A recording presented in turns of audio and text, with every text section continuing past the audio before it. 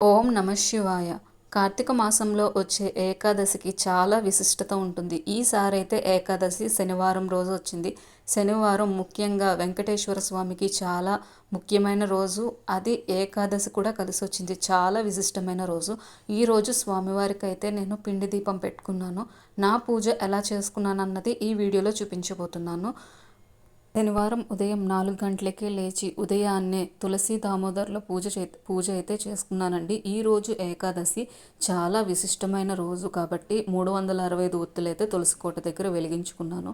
ఒక పక్క వినాయకుడిని, ఒక పక్క దామోదరుని ఇద్దరిని కూడా చేసుకొని ఇద్దరిని పూజించుకొని ఒత్తులైతే వెలిగించుకున్నాను. అలానే గంగా దీపం, తులసి దీపం పెట్టుకున్నానండి.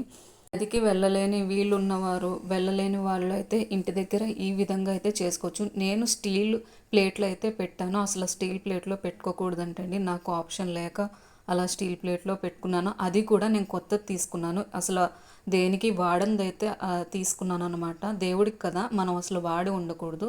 గడప పూజ కూడా చేసుకున్నానండి. లోపల 6 దాటిన తర్వాత అయితే నేను వెంకటేశ్వర స్వామి వారిని పూజించుకున్నాను. స్వామివారికి పిండి దీపం అయితే చేసుకున్నాను.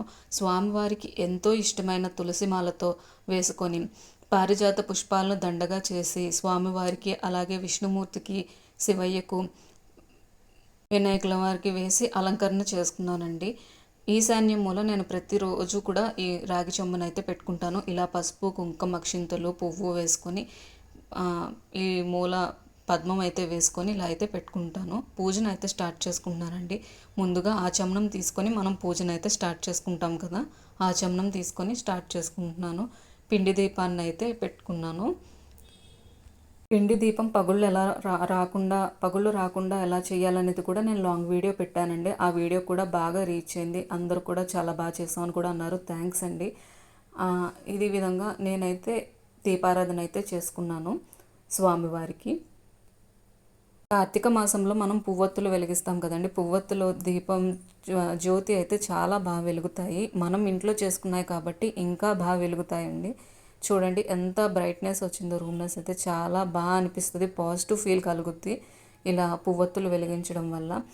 దీపం జ్యోతి పరబ్రహ్మం దీపం సర్వతామోపహం దీపేన సాధ్యతం సంధ్యం సంధ్యా దీపం నమోస్తుతే అని దీపాన్ని అయితే నేను వెలిగించుకున్నాను. అలానే వినాయకుల వారికి కూడా పూజ చేసుకున్నానండి.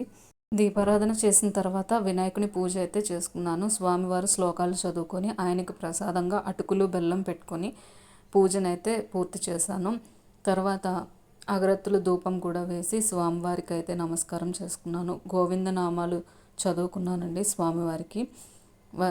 వెంకటేశ్వర వజ్రకవచ స్తోత్రం, అలానే శివాష్టకం, బిల్వాష్టకం ఇవన్నీ చదువుకుంటూ విష్ణుమూర్తి వారికి, శివయ్యకు, అలానే వెంకటేశ్వర స్వామి వారికి పూజనైతే పూర్తి చేసుకున్నాను. నా పూజ అయితే ఈరోజు చాలా బాగా జరిగిందండి. చాలా ప్రశాంతంగా కూడా జరిగింది.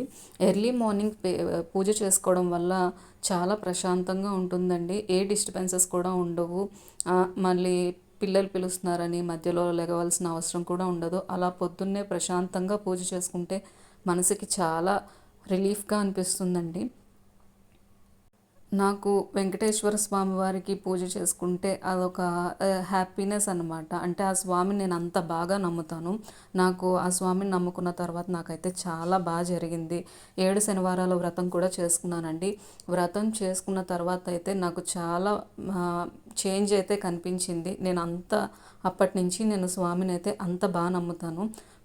స్వామికి చేసుకునే ఏ పూజ కూడా నేనైతే వదలనండి, చేసుకుంటాను. తప్పకుండా ఆ రోజైతే స్వామివారిని ముఖ్యంగా ప్రత్యేకంగా పూజిస్తానన్నమాట.